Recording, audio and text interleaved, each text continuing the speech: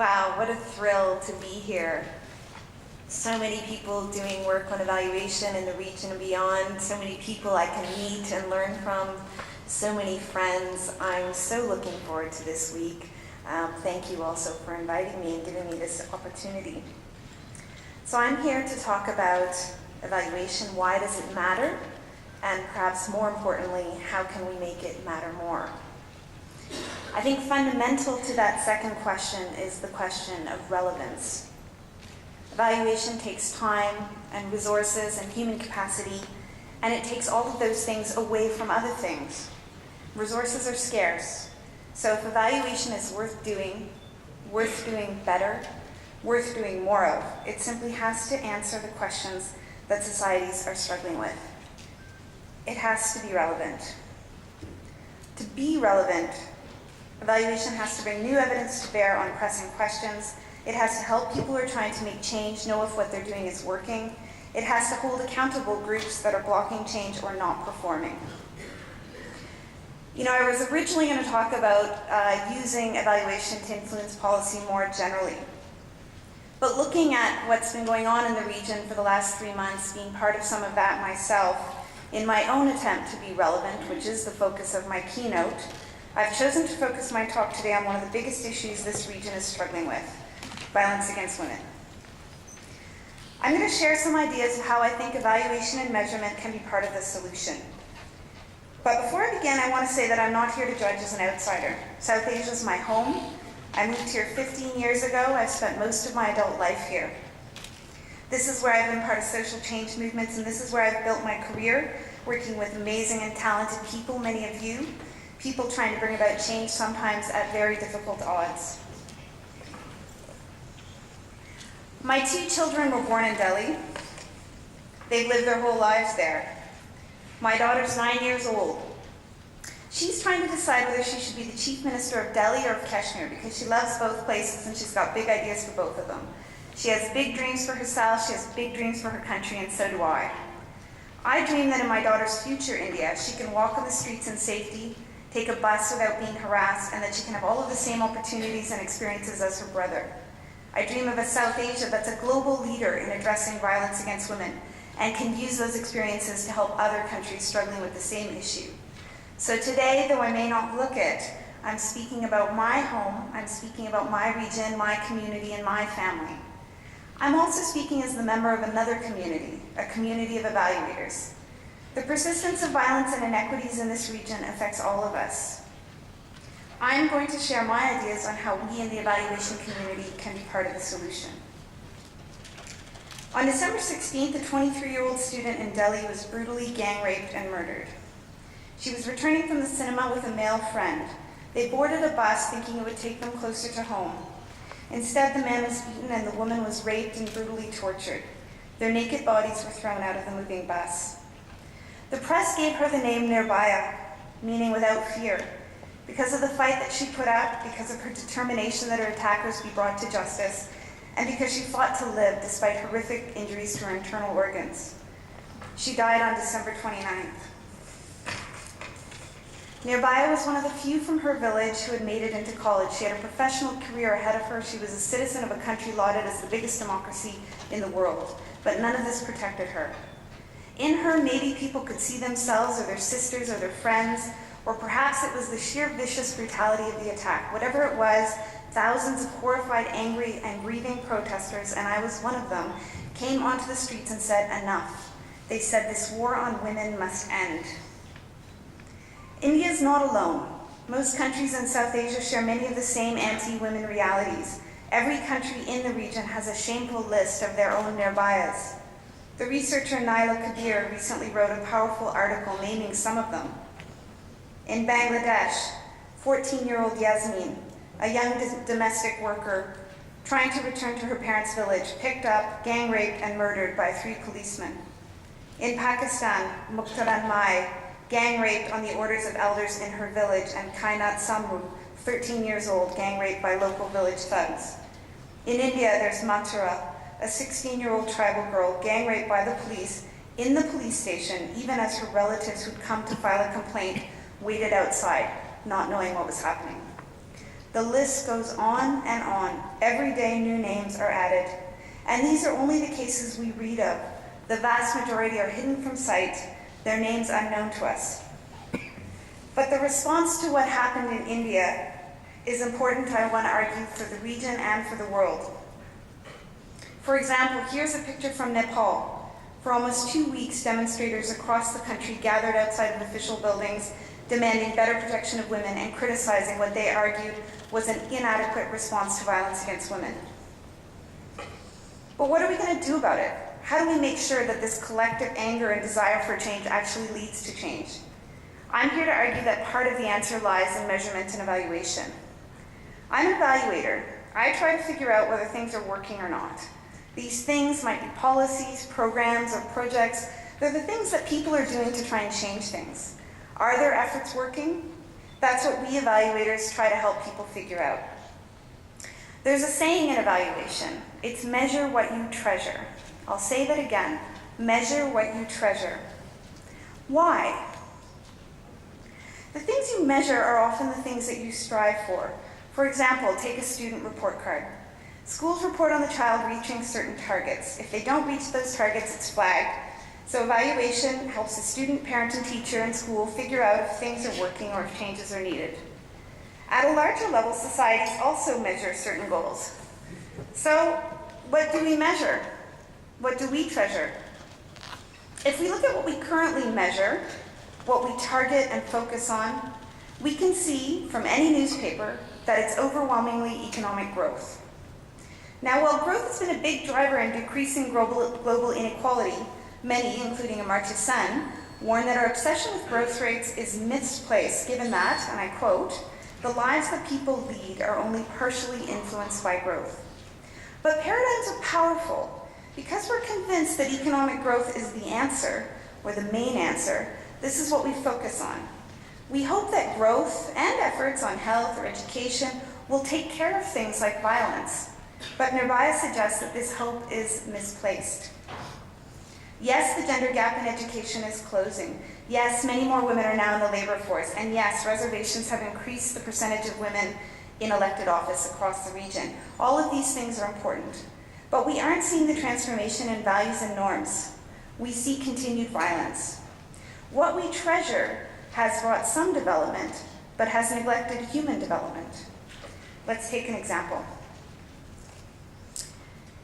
India and Bangladesh are neighboring countries with many things in common. If we take economic growth to be the goal, India comes out far ahead.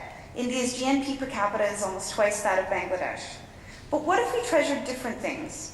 What if we looked at sex ratios, which is the ratio of males to females in a population?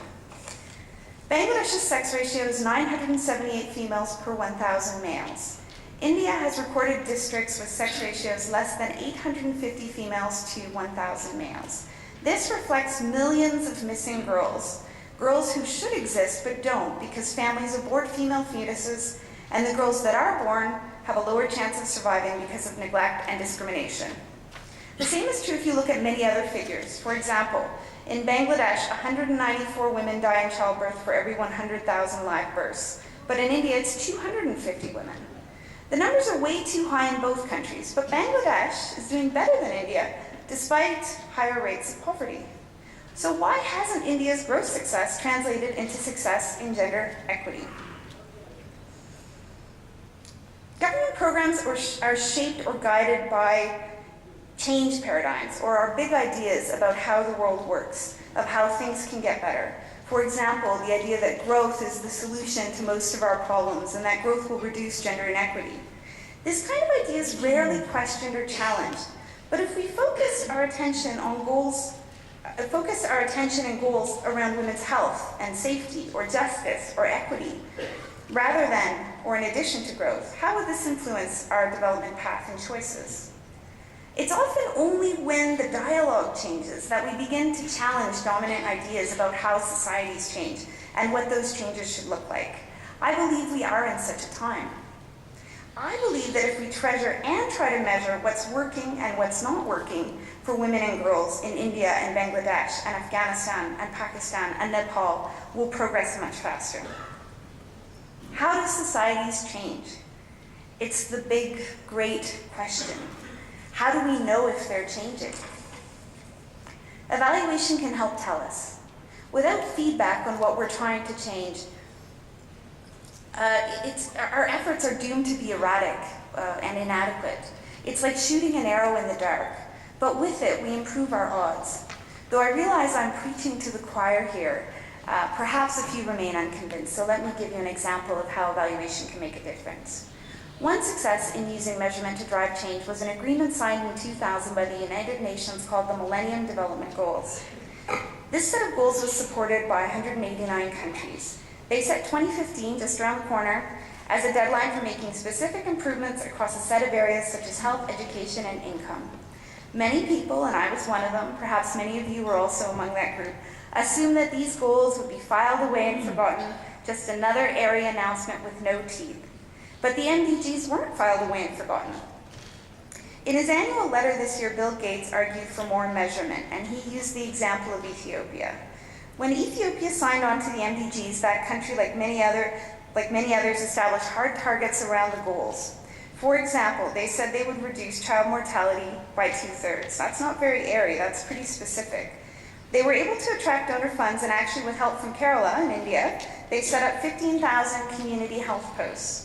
They tracked what they were doing and learned what worked and didn't work, and in doing so, they reduced child mortality more than 60%. Gates argued that better measurement was key to helping drive and inform this success. Now, of course, measurement and evaluation doesn't make it easy. We're trying to change very difficult things here. And certainly many critics have also flagged the challenges of measurement. For example, the nature of the relationship between the construct you're trying to change, so in my example, I'm talking about safe cities, and the measures that you use to track those changes. To use the analogy or the metaphor of a thermometer, you may take the temperature of someone and know if it's going up or down, but you may not know if the patient's getting healthier. Or to use another example, reporting of violence may go up, but that doesn't mean that societies are getting more violent, or safer for that matter. We have a hard time getting the measures right. Figuring out whether your policy or program is actually causing the change in the measure is also rife with challenges. Again, the reporting of crime may go up, but it's difficult to know if it's your intervention that's causing that change. So it's not easy, but measurement can keep us focused and push us to increasingly better understandings of whether things are working or not. But measurement takes resources, time, and effort. Resources, that I've already said, are limited, so we need to measure what we treasure. Nearby's case has created an opportunity for us to ask, what do we treasure? When the international community came together to agree on the existing MDGs, they didn't include violence against women in the set, but they're currently coming up with a new set of priorities. I asked earlier, what could we in the evaluation community do? Here's one step. Why not make violence against women one of the MDGs this time? If ending violence does become one of the MDGs, this leads to national level goals and efforts and priorities, as we saw in the Ethiopia case. But even in the absence of an MDG on violence, we can push forward and set goals and measures in our own countries. The Verma Commission in India has come up with a set of recommendations to try and tackle violence against women. It's an amazing set of ideas that was put in place following the testimonials and efforts of groups who've been working on these issues for decades, and finally now arguably are getting a policy opening that they can target. But how are we going to track whether recommendations are being implemented and working? How do we keep it from being a well-intentioned set of ideas with no teeth? I think measurement and evaluation is part of the answer. We can create a report card for our governments. Instead of checking scores for math, science, or attendance, although living in South Asia, I would say the last one is a good one to keep, what about a score for the number of politicians with rape charges against them? What about a target of 0? What about marks for handling of the way rape charges are handled by the police? What about a score for the justice system? Of the 635 cases of rape registered in my city, New Delhi, last year, there was only 1 conviction. What about a report card that tracks the performance of the court? And so on. We can also use evaluation and research to try and understand the change processes behind these scores and targets. We can use evaluation to understand why things are improving or worsening in some places and not others, and how we can hasten the pace of change. We can use evaluation to pinpoint what shows promise and what does not. The question again, what do we treasure? So that's my message. We need more and different kinds of measurement, and evaluation needs to find ways to be relevant to people who are trying to make change on the ground. It may seem basic, but it's generally not done, and it's hard to get right. Even if one does have good measures, expectations that violence can be reduced in expected ways over an expected time period if the intervention is the right one is simplistic. We all know that. Because of course the problem doesn't simply lie out there, the problem is also us. Following the Delhi gang rape, a lot of politicians and other senior people said a lot of silly things, essentially blaming the victims. They were slammed by the media, and rightly so. But many of these statements did reflect commonly held beliefs and attitudes. A recent UNICEF study in India asked 15 to 19-year-old boys whether they think that a husband is justified in hitting or beating his wife under certain circumstances. These are our sons, our brothers, our friends. 57% of them thought that it was okay. But 53% of girls in the 15 to 19-year-old age group also agreed. A new program, a new policy, a media campaign can't have an impact on women's lives unless it changes the ideas, attitudes, and realities of people. That's not easy to do, and it's not easy to measure. And it's that second part that I think is our challenge in the evaluation community, the measurement part. That is part of the challenge that we in the evaluation community need to step up and take on. We may understand the problem pretty well, but we don't really understand the solutions. We don't know how things change. So we need measurement and evaluation even more.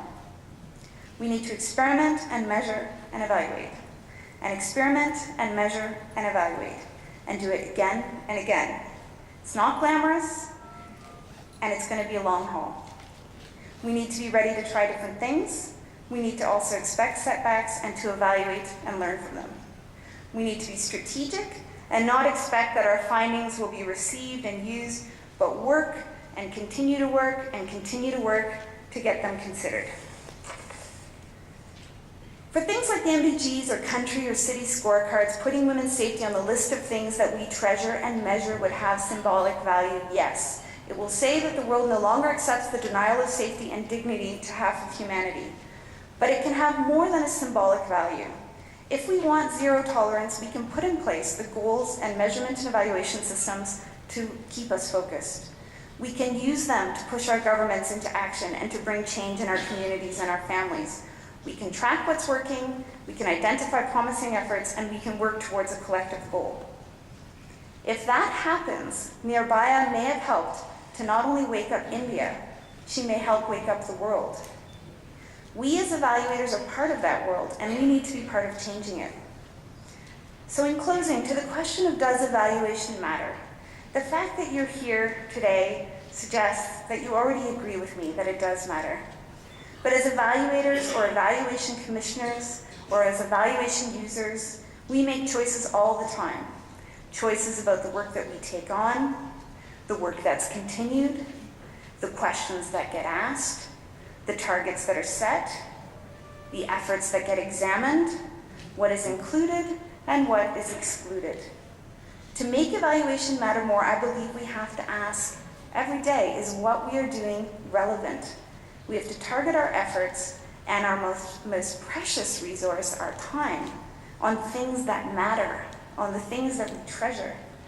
That's how evaluation can play a stronger role in change, and that's how evaluation can, and I believe will, matter more. Events like these are important spaces to network, to learn, to share, but also to pause and reflect on how we can make evaluation as a field and in our own practice matter more. I hope you all have a great week. Thank you and enjoy the conclave.